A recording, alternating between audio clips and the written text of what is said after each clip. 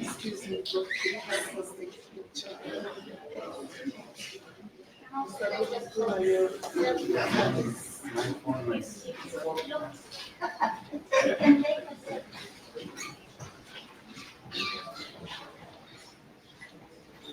Monica, if you don't mind, you have to use this. Please don't say it.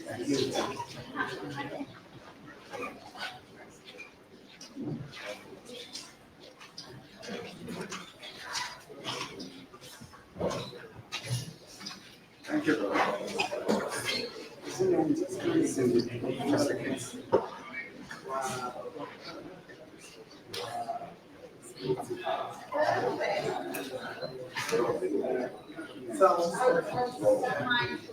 Okay. All right.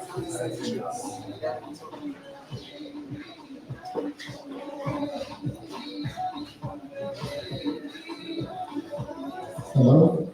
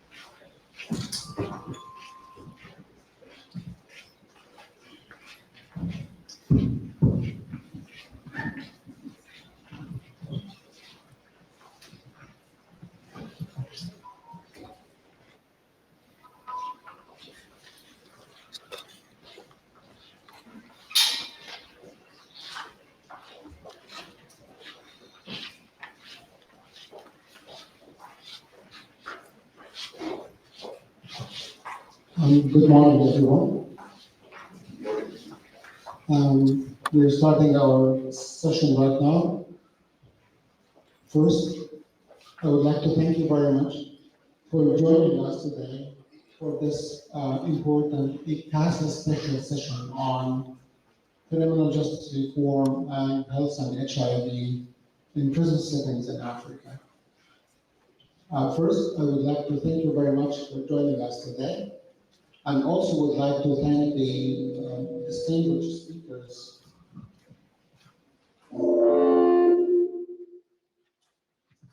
We have a very good panelists for the session today. We have Nigeria, South Africa, Criminal Reform International, and also, last but not least, the host country of Zimbabwe, is Dr. Gagalin, who is us today. Well, I would also like to thank the co-chair, Dr. Sieber, for joining us today. The topic is very important, and I want to clarify that since the beginning of the HIV epidemic, people in prison, as one of the key populations, have been systematically left behind for different reasons in many countries, not only in Africa, but other continents as well. And I can see that while we are making progress in achieving our 2025 targets and 2030 targets of ending AIDS as a public health threat, I think we need to do more to reach the equity and equality for key populations, and including people living and working in prison settings as well. However, yes, we have done so many work when it comes to HIV testing, treatment, reducing stigma and discrimination. However, there is other factors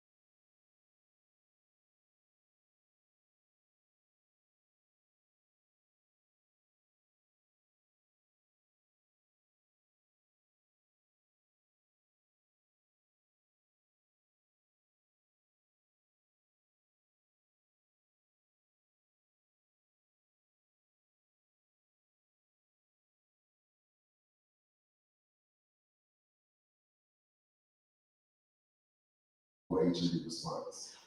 When we go into settings such as UNAIDS Program Coordinating Board, or looking at things around the Global Fund, and doing all of the new funding model applications, we need to be thinking of prisoners. We need to be thinking of those incarcerated and how they need their HIV prevention and care and treatment services to be retained while incarcerated as well.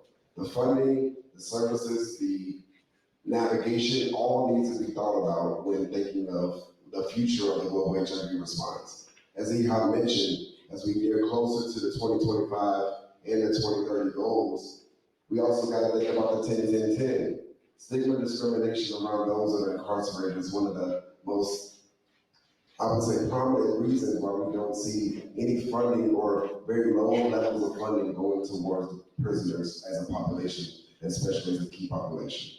So as I close and hand it back over to Ihab, I want to really make it a point that we have to center prisoners and those incarcerated in our global HIV response, in our country response, regionally, and we have to continue to be a voice for those that don't have a voice that are incarcerated at this current time. Thank you so much, and thank you for being here.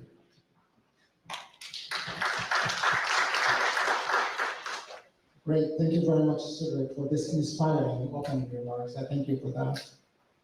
And now we move to our first speaker, and today we have Dr. Helen from Nigeria Correctional Service. Thank you for joining us. Dr. Helen, she is working for the Nigeria Correctional. She's assistant controller, and she's the manager for HIV programs, and responding for all the HIV programs in correction facilities in Nigeria. Thanks for joining us, and the floor is yours.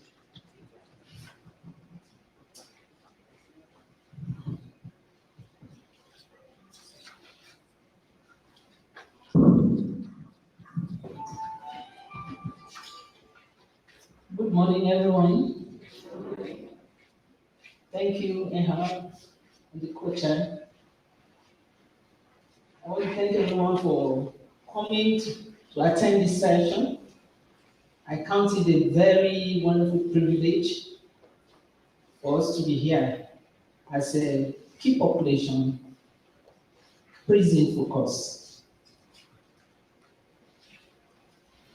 I am Helen Apanama, the Assistant Controller General of Corrections in Nigeria, HIV/AIDS Program Manager. I'm presenting, promoting the criminal justice system reforms and prison health system reforms. What's criminal justice system? Criminal justice system is a network of governmental and non-governmental agencies that are vested with the responsibility of managing those that are in conflict with the law.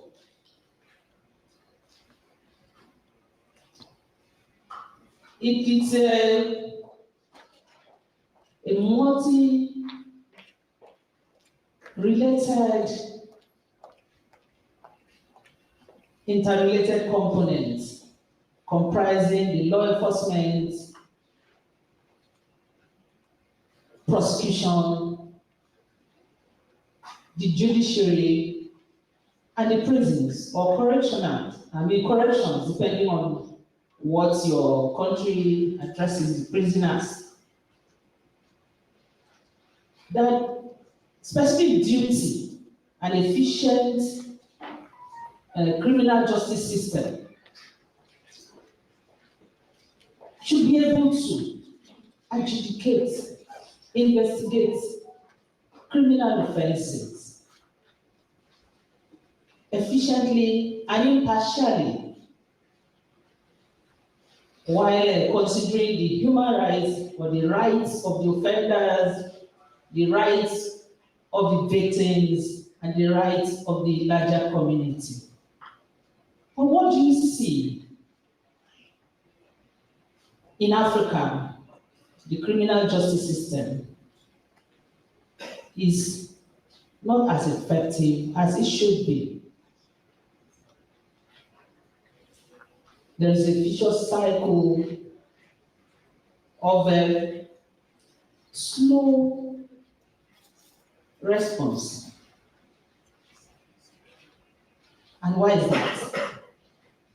Because studies have found out that there is no national strategy to providing primary justice as there is for primary health. And that's why, next slide please.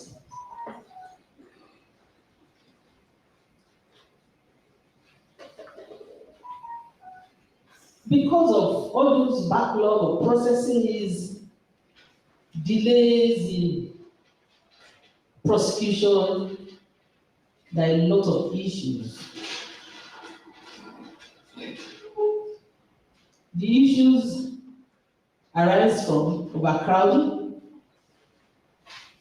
with intending consequence of overcrowding. We have a lot of disease burden, disease prevalences from HIV/AIDS, tuberculosis, STIs, and other conditions in the correctional system. Next slide, please.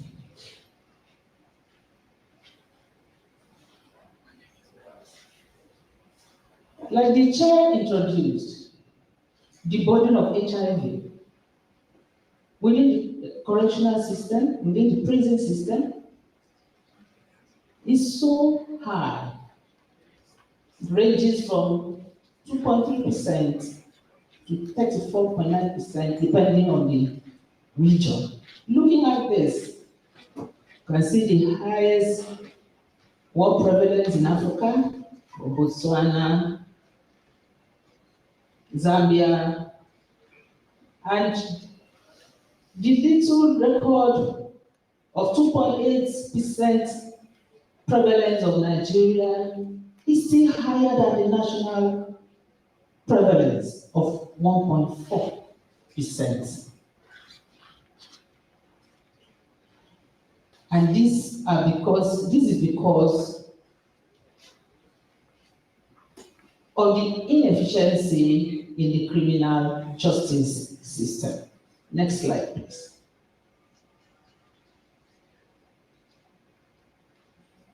We're still talking about the effect of inefficiency in the criminal justice system, which results in overcrowding.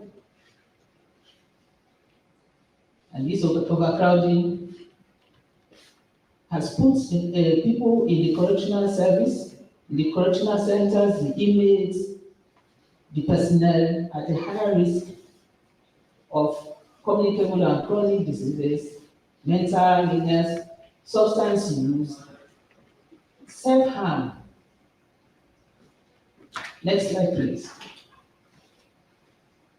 So what are the challenges of the criminal system, justice system in Africa? The most of it is the high rate of pretrial detention. Of the 1/3 of global prisoners population, 40% global prisoners population of awaiting trials, 40% are within Africa. And out of that, 50% are in Central and West Africa. That is the burden of pretrial detention. To explain why it is as high as that, Africans would like the trials in courts, even on a very, very excusable and flimsy excuses. We tend to rush to the courts, and that's why we are having the high rate of pretrial detention. Aside corruption in the system, the poor institutional coordination, knowing the criminal justice system, we have other agencies. One might be a clock in the wheel of the system to work. There is slow dispensation of justice, poor access to justice. These are challenges of the criminal justice system, and these impact the health of the prisons and prison community. Next slide, please.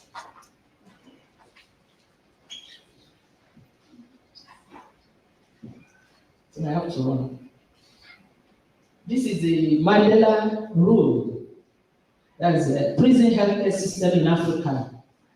We are supposed to follow systematically and completely the main Mandela recommendation for the treatment of post-health. It's without discrimination. Government responsibility, offering service free of charge. The prison health system in Africa has some form of health promotion, treatment of disease conditions, and prevention of infections, but the capacity is effective.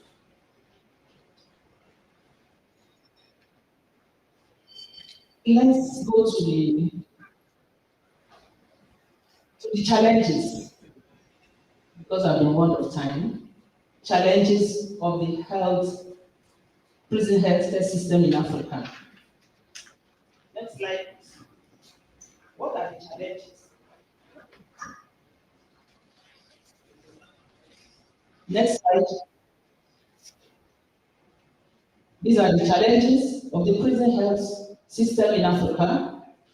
We have issues with nutrition. We have issues with health professionals. We have inadequate supplies, inadequate capacity building. These are the challenges of which reforms must be built around. Next slide.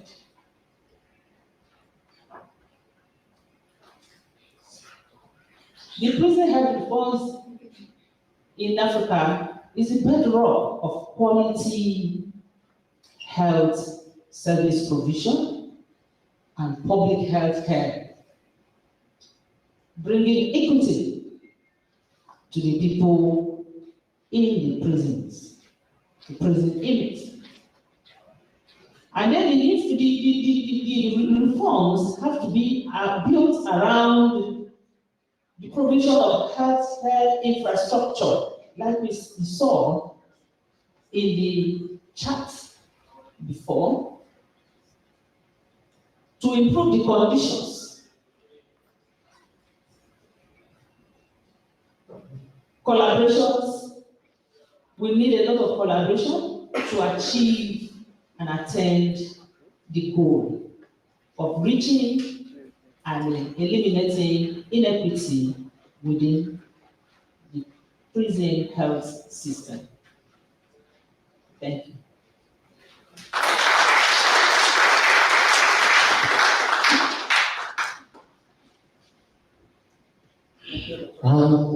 For this very informative presentation. I think we have diversity of speakers in this session, so keep your questions. We hope that we have a few minutes at the end of the session for questions and answers. Our next speaker is joining us online, and we have Dr. Roline.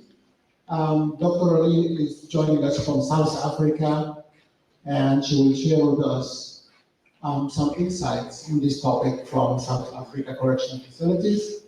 She is the Director of HIV/AIDS and the Chief Directorate Healthcare Services, Department of Correctional Facilities in South Africa. Dr. Roline, thank you very much, and also great to see you online. The floor is yours.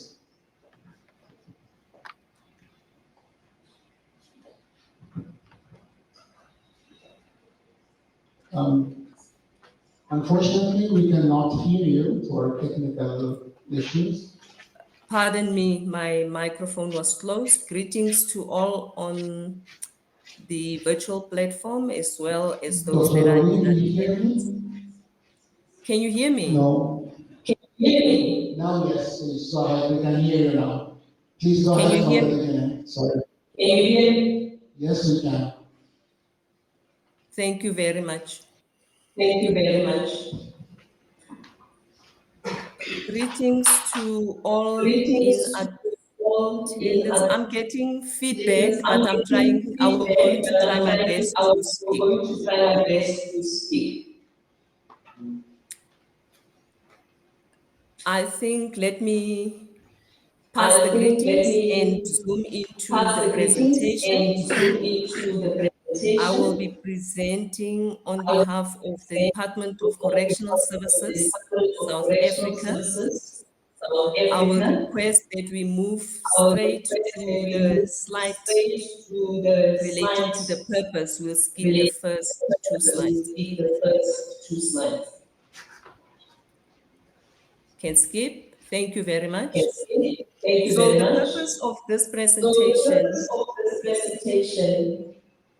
is briefly just to give an overview about the practices and experiences on health and HIV in the Department of Correctional Services. Next slide. Next slide. So the South African Department of Correctional Services has got 6 regions. You will note that in South Africa we have 9 provinces, but as a Department of Correctional Services, we have lumped together some of the provinces, and hence we only have regions. Now the 6 regions further culminate down into 46 management areas, and these management areas equals districts. And then in these management areas, we have about 238 correctional facilities. Next slide. Next slide. Just to shortly say, this is the vision of the department to provide the best correctional services for a safer South Africa, with a mission of contributing to a just and peaceful South Africa through effective and humane incarceration of inmates. Next slide. Next slide. Beneficiaries of the healthcare programs rendered in the South African correctional centers are inmates, and when we say inmates, we refer to both sentenced offenders as well as remand detainees and the babies that are there with their incarcerated mothers. Services that are provided are equally provided to both males and females, except in instances where the services are gender specific. Next slide. Those are the mandates that governs healthcare delivery within the Department of Health. I heard the previous speaker referring to the United Nations Standard Minimum Rules and all the others that are listed below. I'm not going to go into detail with those for saving time. Next slide. So as a department, we have really come a long way in terms of the development of policies to provide guidance of how health and other programs are rendered within the Department of Correctional Services. We do have a healthcare services policy inclusive of HIV and AIDS issues.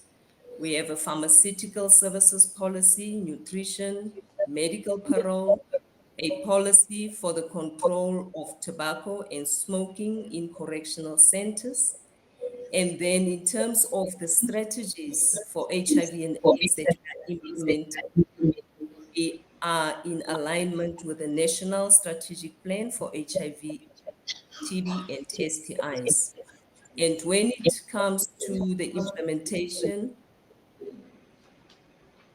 of infection prevention and control, we align with the National Infection Prevention and Control Framework of the Department of Health. Chairperson, I hope I'm still audible.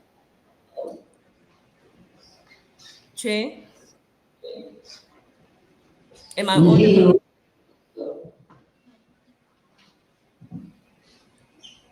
Am I audible, Chair? Rodin, we hear you very well. Please go ahead. Thank you. Thank you very much. We can then move to the next slide. When we look at healthcare facilities within the department, you will note that as a department, we are mandated by the Department of Health to render a comprehensive primary healthcare package. And this primary healthcare package is rendered in all the 238 facilities nationally on a 24-hour basis.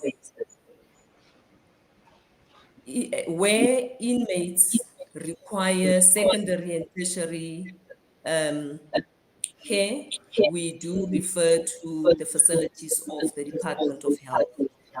We also have internally 37 pharmacies that are registered with the South African Pharmacy Council, and we have 227 food service units.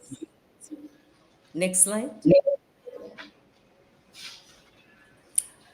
When we look at the services that we render, looking at HIV and AIDS prevention specifically, inmates do have access to HIV testing services.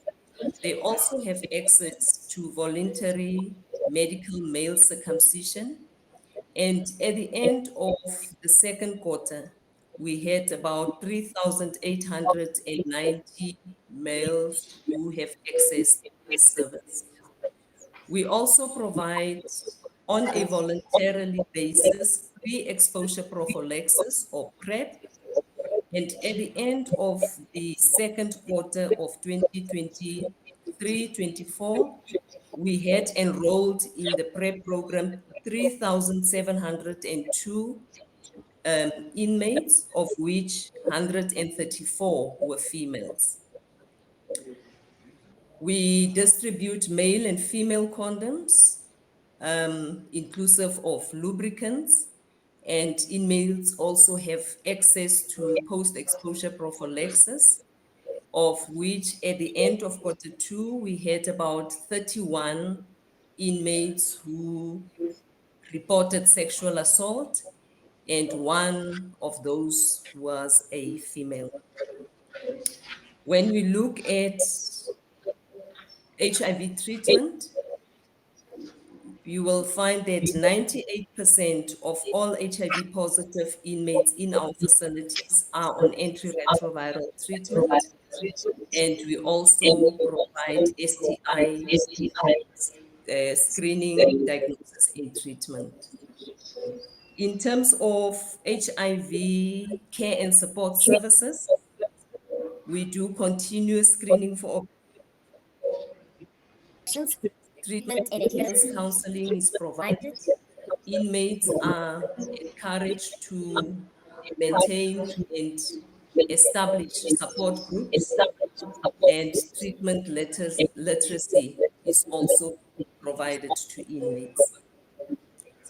When you look at healthcare programs that we render, we do provide health promotion and disease prevention, which is provided by healthcare professionals, but also health promotion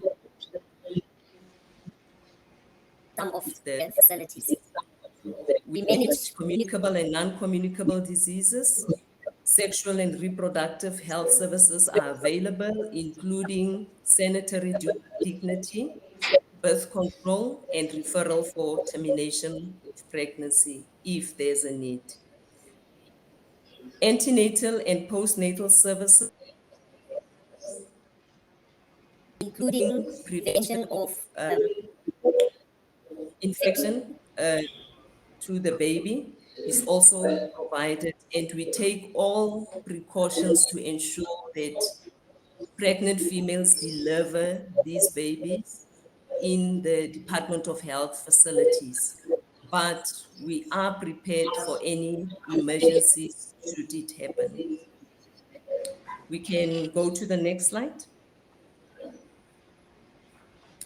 Looking at the annual performance plan for 2023-2024, in the annual performance, we have 5 indicators, but for the purposes of this presentation, I will deal with only viral load suppression at 12 months.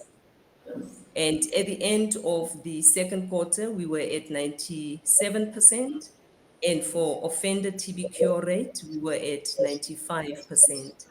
The other indicators that are in the annual performance plan relates to screening for diabetes, screening for hypertension, and prescription of therapeutic diets. Next slide. Those are the human resources that we have as a department.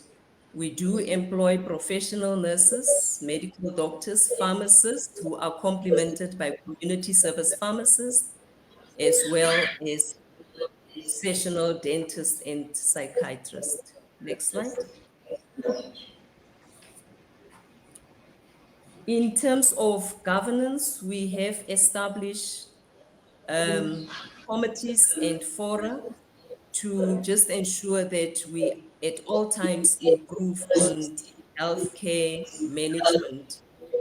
And these fora also assist to provide guidance at regional level and at management area level. And also it assists to coordinate processes just to make things to flow easily. And at the same time provides an opportunity for us to monitor compliance to relevant guidelines. These governance structures are the pharmaceutical and therapeutics committees. We also have an infection prevention and control forum. And as a subcommittee of the IPC, we have a sanitary dignity committee. We also have a food service management forum. And all these structures biannually on a national level and monthly on a regional and management area level. Can you move? Slide. In terms of partnerships, we have a very good relationship with the Department of Health at all levels because all the clinical guidelines that are utilized in the Department of Correctional Services are those of the Department of Health. That includes your ART guidelines, TB management, non-communicable diseases. This is done to just be the interface between the community and correctional facilities here. As inmates move in, we can standardize treatment. If we discharge them back to the community, treatment is standardized to ensure a continuum of care. We also have a very good relationship with UNODC in terms of capacity building of officials. We had training on harm reduction in July this year. The South African National AIDS Council as the lead in all matters to HIV, TB, and STIs, also who work very closely with, are currently busy with rights sensitization for correctional. Then we also have a number of non-government organizations that we work with. And in this instance, I like to introduce our African partners and TB HIV care played a critical role to assist the department with the implementation of PrEP and VMMC. Next slide. Those are just some of the quality improvement initiatives that we monitoring we do for legislative prescripts just to make sure that our facility in alignment with the ideal clinic model and that we apply to the Office of Health Standards requirements as well as regulations that governs hygiene services in our premises.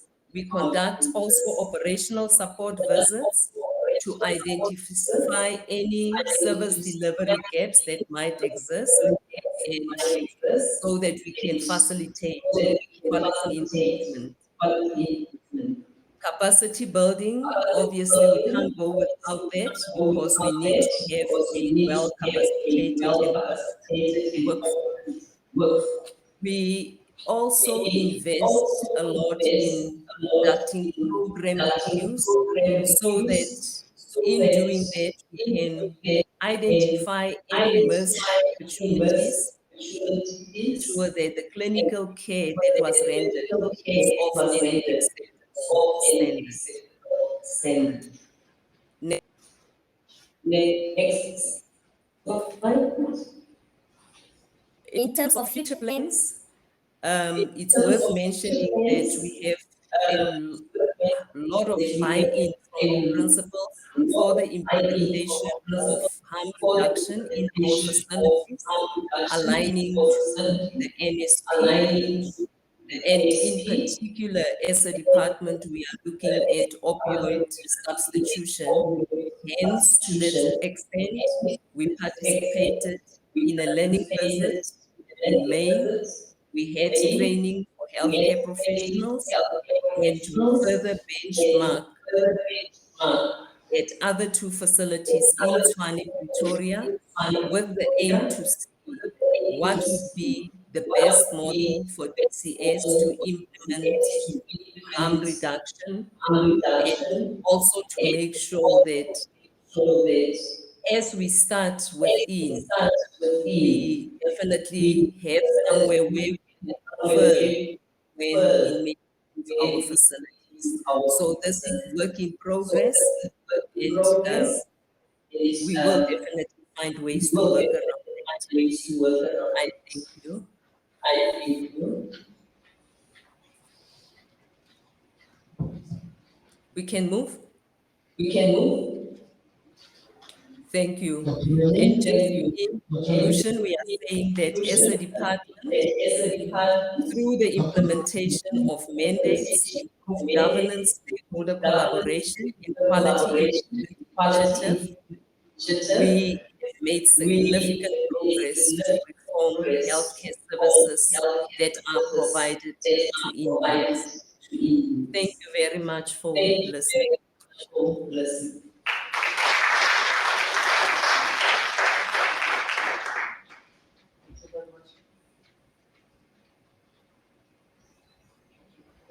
Thank you very much for this informative presentation.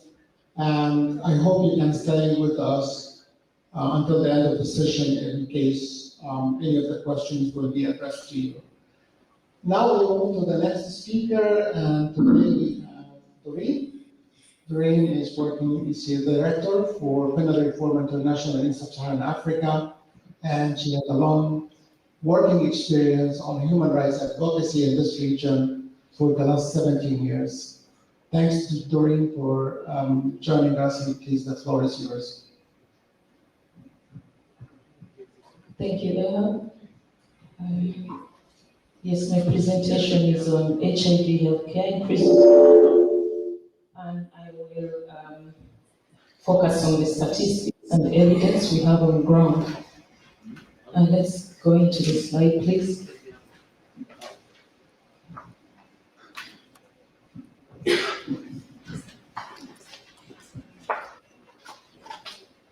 Can we move to the slide, please? No, the previous one. Sorry, go on. So, it is established that prisoners are key population, and we know very well from evidence on ground that closed institutions are actually vectors of disease in sub-Saharan Africa. So if we are to realize the goal 3 of SDG, that means that the 12 million people behind bars every day cannot be ignored in HIV prevention strategies.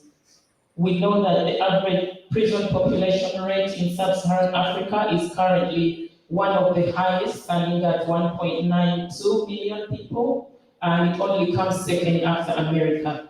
Next slide, please.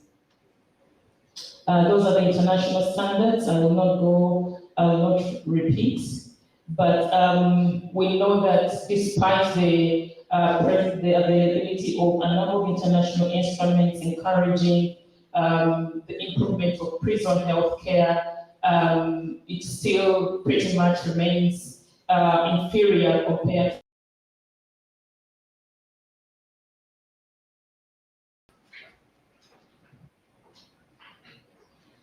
Yes, and women in prison are have more likelihood of having HIV or being HIV positive. The prevalence rate among women is pretty high in this region, and so it's important to use the intersectionality approach, HIV prevention initiatives within the region. Next slide, please.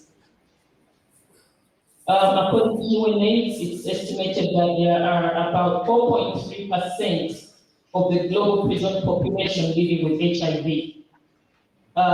which means that for people in prison have a likelihood of 6 times more likely to live with HIV than the general population. The prevalence rate among the women is definitely higher than that of men, standing at 5% compared to 2% among male in prison. And sub-Saharan Africa, as the previous speakers mentioned, still has the highest prevalent HIV rate at approximately 15% compared to other regions. Next slide, please. And those are statistics from selected countries. We see that in Kenya, the national average is 6.3 prevalence. In prisons, we have 8.2, and female prisoners, again, have like 19% prevalence rates, and while male prisoners at 5.5.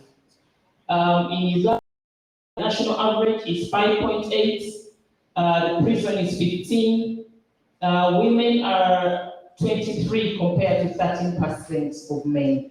So this is why we need to have targeted approaches.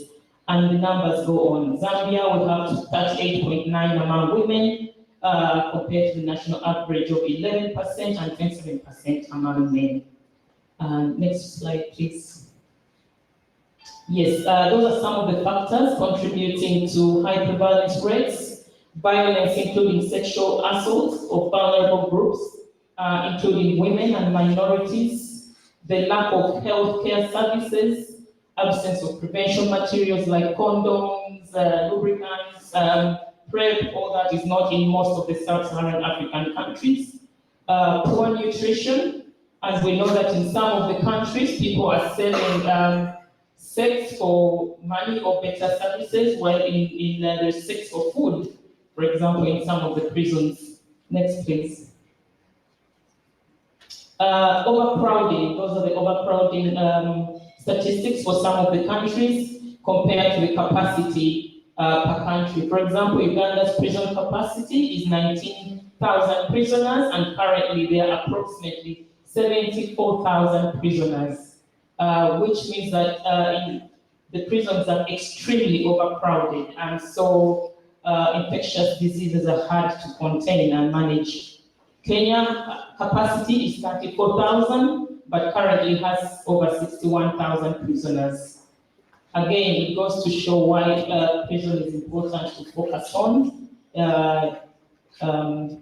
in HIV prevention. Next slide, please. The other challenge is lack of political will to improve the prison budgets, as countries are grappling with low incomes, and the prison ends up suffering the most. And while the prison is receiving a lesser budget, the healthcare receives even a lesser budget. For example, the healthcare workers are really few in most of the countries. Zambia has around 70 healthcare workers. Malawi has 1 doctor covering 28 facilities. Uganda has recently recruited several healthcare workers, but again, we still see very few specialists in detention facilities. For example, there's only 1 psychiatrist, and specialist nurses are very few, affecting the quality of care. Kenya has 607 with 4 doctors and 151 nurses against that population. So which shows that really the healthcare service in prisons is still there. Next slide, please. Yeah, and we've seen over the years an increase in tough on crime policies and laws, which have increased the number of people entering prison. For example, in Uganda, we recently passed that law, the LGBT law. We are increasingly seeing tougher laws on drugs, which are increasing the number of prisoners and also pre-trial detainees. Stigma and discrimination and violence against prisoners and people after their release from prisons. The lack of continuity of care. In most of the countries in sub-Saharan Africa, there's no, it's hard for the prisoners to follow up treatment after their release, often leading to drug resistance, sometimes death, and poor health care. Reintegration services are not there in most of the prisons. Next slide, please. There's been progress, we need to acknowledge that. For example, HIV testing on entry takes place, but the frequency is still in question. The recruitment in most of the countries a few years ago, fewer healthcare workers than we've registered in recent years. For example, in Uganda now we have, because of the increase in healthcare support in prisons, there is a 98% patient enrollment for treatment and a 94% on separation status.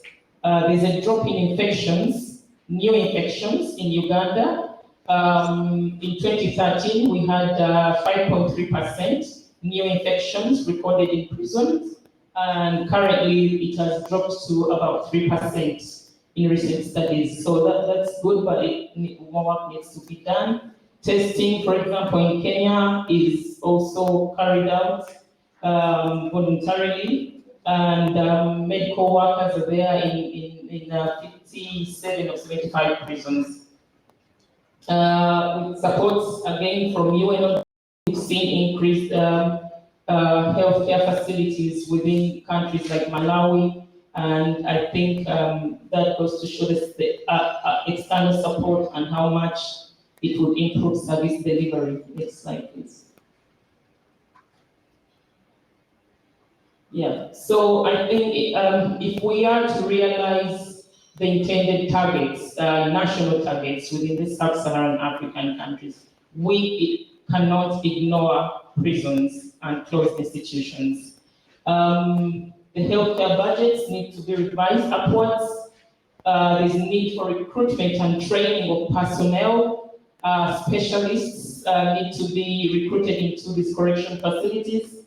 We need to strengthen collaboration with external actors like UN agencies, NGOs, to complement the work of prison services and governments, especially given the meager resources that are allocated to prisons.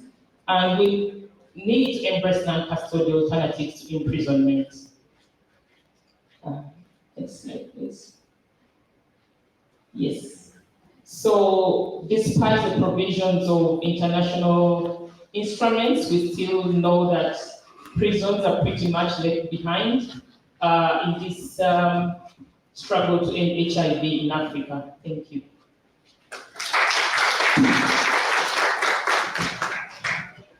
Doreen, thank you very much for your presentation and thanks for keeping the time. And as you know, this year we always promote the meaningful engagement of civil society organizations and NGOs in prison health and HIV. Thank you very much. And last but not least, the ICASA host country. And today we have Commissioner Dr. Ngaka, who is the Chief Director for Health and HIV, and representing the Commissioner General for Zimbabwe Prison Service. Dr. Ngaka, the floor is yours. Thank you very much, dear, for affording me this platform. Good morning, everyone. Good morning. Yes, it's already been said. My name is Evidence Ngaka. I'm here to present on behalf of the Commissioner General. So when I say I don't mean I.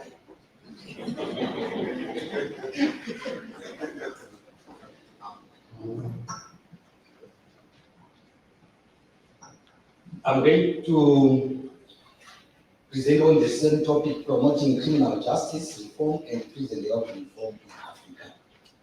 It appears there are two separate topics: promoting criminal justice reform, promoting prison health reform. What we have decided is to focus on the angle of the criminal justice reform, which is supportive of prison health reform. Since this is a health conference,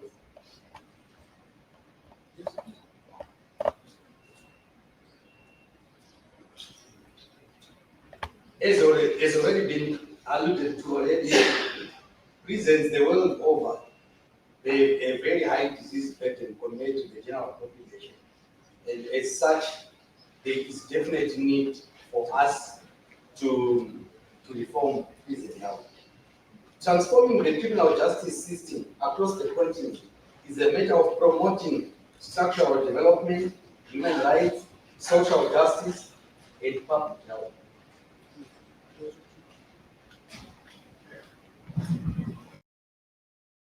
Criminal justice reforms pave way for a more equitable and effective system that focuses on strengthening the correctional approach. Africa can champion reforms by addressing the state of prison infrastructure, policy frameworks, operations, and procedure, ensuring access to quality healthcare and necessary interventions to revolutionize the criminal justice system. Our objective today is to highlight all the measures to promote the criminal justice system and the prison. So I will start by giving an overview of the current state of the criminal justice system and prison health in Africa, the criminal justice system and prison health reforms. I will conclude and give the way forward. It is known fragile economies in most African governments fail to adequately fund criminal justice systems. There are problems of poor infrastructure, overcrowding, inadequate healthcare services, inadequate food and balanced diets, human rights violations, poor rehabilitation and reintegration, and delayed access to justice. African countries are making reforms to address such, and Zimbabwe is no exception. When it comes to infrastructural development, it is known that improving the physical infrastructure of prisons is crucial for decongesting correctional facilities. It will improve ventilation, it will improve lighting, which gives excellent health outcomes. Infrastructure development also helps to minimize the spread of communicable diseases. Currently, the government of Zimbabwe has approved the construction of 2 modern prisons. I'm sure you see 2 pictures of our modern prisons. That is Kami Maximum Security Prison, followed by Marondera Female Open Prison. Management of criminal justice systems are guided by international conventions, inclusive of the Nelson Mandela Rules, Bangkok Rules, Kampala Declaration, among others. The World Health Organization guidelines and protocols in all health and wellness matters. Zimbabwe Prisons and Correctional Service was rebranded in 2013 when we had our new constitution from being Zimbabwe Prison Service to Zimbabwe Prisons and Correctional Service. Clearly, the thrust there is on a correctional component. African countries are making reforms to address such.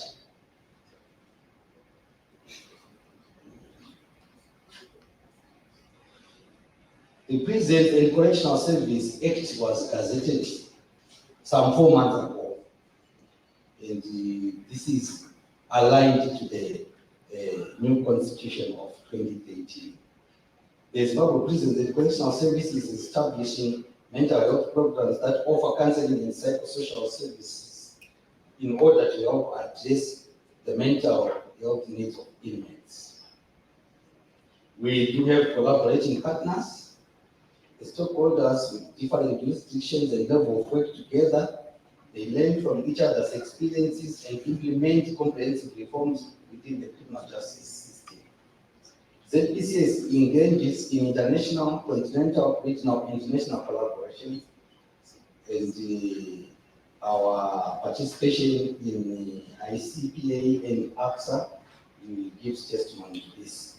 ZPCS also collaborates with World Health Organization, United Nations Office on Drug and Crime, and the Ministry of Health and Child Care and other relevant stakeholders on the health. We are also embracing technology. This includes implementing modern case management systems and the electronic filing and data systems. Zimbabwe adopted the integrated electronic case management system. There was also introduction of visual courts during the COVID-19 pandemic. The Ministry of Health is in the process of introducing the electronic health records. When it comes to recruitment, training, and development of personnel,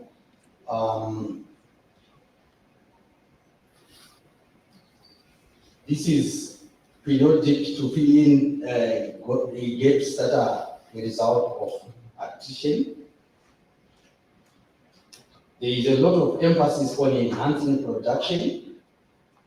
There is engagement in various production and business initiatives in an effort to promote self-sustenance and address nutritional health needs. Presently, Zimbabwe prisons has got 2 prisons that are now self-sustaining. That is Mazoe prison in the National and Central, and Andu in Matabeleland North. As you can see in that picture, there is also a livestock production. All this in an effort to improve the nutritional status of our prisoners. There is a very high prevalence of communicable diseases in many African prisons. We do promote hygiene practices such as hand washing, proper waste management, providing vaccinations, and implementing measures to control the spread of diseases like HIV/AIDS, TB. Zimbabwe presents through its health directorate and in collaboration with relevant stakeholders is making efforts to address such health issues. The next picture shows the Commissioner General receiving his COVID-19 jab. All this in an effort to prevent. So when you've got such exemplary leaders, it means we get somewhere in all our efforts in fighting diseases within our institutions. Let me conclude by stating that challenges faced by prisoners, including overcrowding, inadequate health care, and violations of human rights, they demand immediate attention and action. By advocating for comprehensive reforms, Africa can create a criminal justice system that embodies fairness, compassion, and accountability. Together, we can build a more just and inclusive Africa, where the principles of justice, health, and humanity are upheld all the time. As a way forward, we feel that increasing budget allocations by government towards infrastructure development and healthcare services will take us far. Reviewing and adopting relevant legal frameworks, encouraging collaborations and networking, embracing the use of technology, continuous training and development of staff, intensifying production in correctional services through creativity, and upholding disease prevention and management programs. At this juncture, I would like to thank you all for your attention.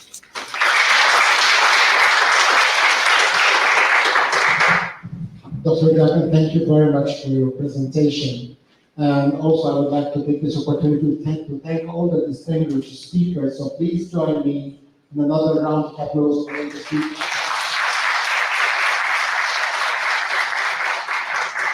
We are running over time, of course, but this is a very interesting presentation. So in case you have any burning questions, just let us know. We take 1 or 2 maximum, please. 1, please. Do we have a mic? Yes, we have.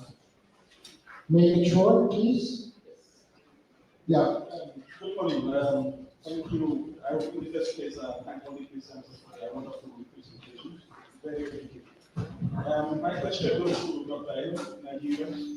I just want to know, apart from HIV testing services and treatment prevention that are provided as prevention services in Nigeria, what are the other prevention services that are being provided and the use of those involved? Thank you. Thank you very much. We'll take the second one here. Thank you. Thank you very much. Two quick questions. I note that in the presentation, you really spoke about what is done for prison. What is done for prison staff themselves? And I wonder if there are programs for prison staff which are similar or maybe really a bit stronger than for the prisons. The second question is this thing about the when continuity, as you presented. Are there standards for that? Because it remains a problem. People get transferred, they get out of prison, and then the treatment will continue. Last question, please, here. Yes. Thank you very much. I just wanted to ask, I noticed in all that was mentioned, there was really no mention about educational interventions for those in prisons. I know, for example, in Nigeria we do it because I know some prisoners have had to take exams whilst in prison and have done quite well. And then also, I did not equally also hear about building skills of prisoners, knowing fully well that one day they're going to be out, except for those who have maybe life imprisonment sentences. I didn't hear those two come out quite prominent in any. Thank you. Thank you very much. Let's see who wants to start. Maybe Helen, you want to start, please? Thank you for the question.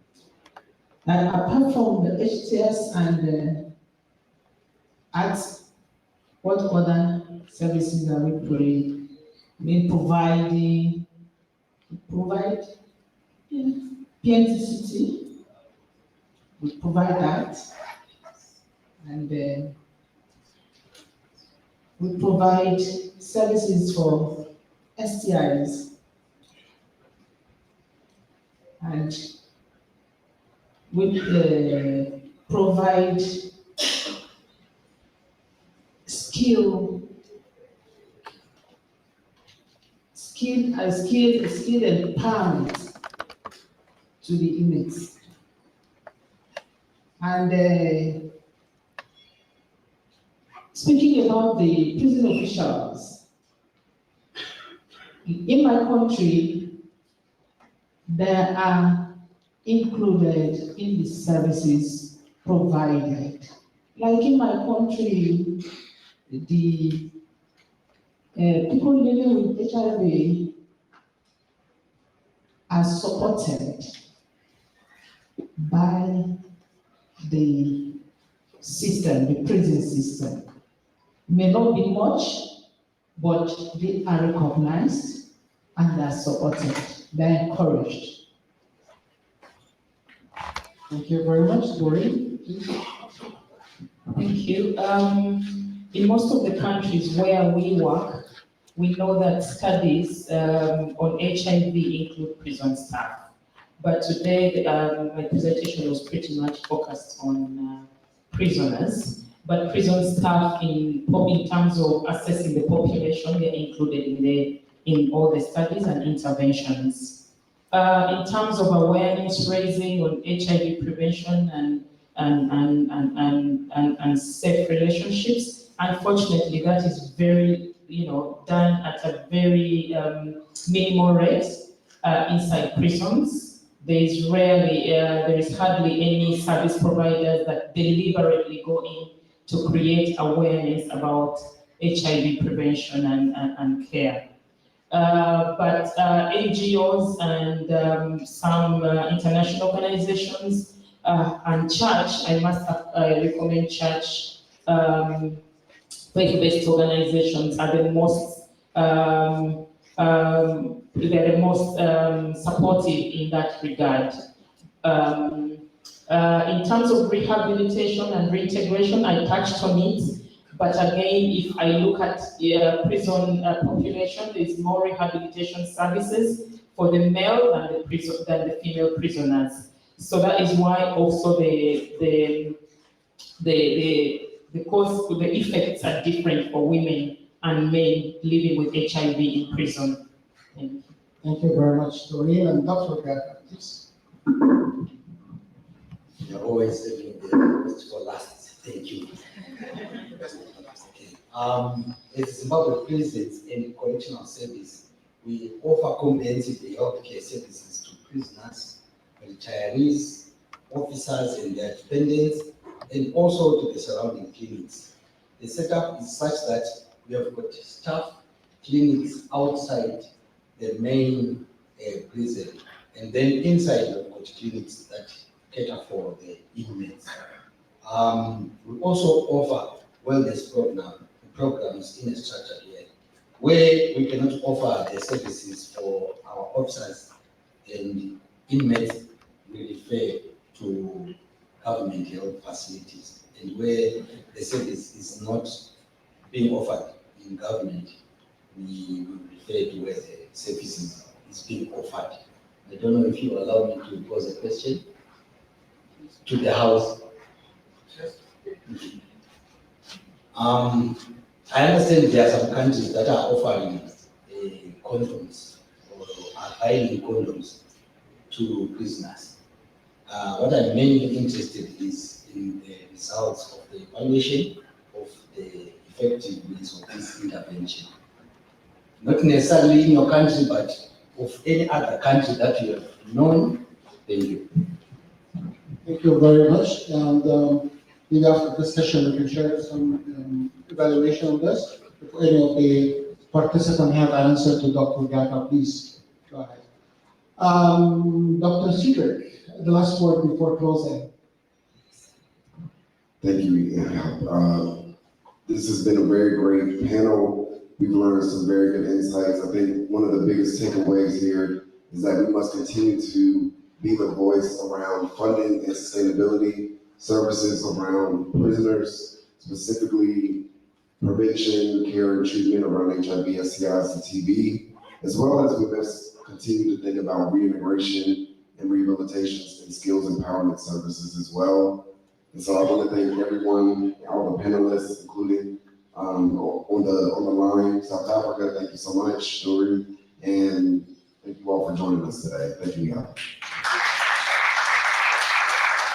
Well, in closing, I want to share with you two things quickly. One, on the continuity of care, and as part of the standards, I didn't forget that, and yes, it's always there. Number one, the Nelson Mandela rules, which is the United Nations standard minimum rules for the treatment of prisoners. Rule number 24B is talking about ensuring continuity of care. In addition, all the UNODC and all other UN agencies like UNAIDS and WHO, when we talk about any of the topics like women's health, transgender people in prison, the comprehensive package of intervention, continuity of care is always an integral part of this technical briefing. Thank you very much once again, and I would like to tell you that UNODC stands ready to continue supporting countries in establishing and implementing evidence-based interventions for people in need. Thank you very much.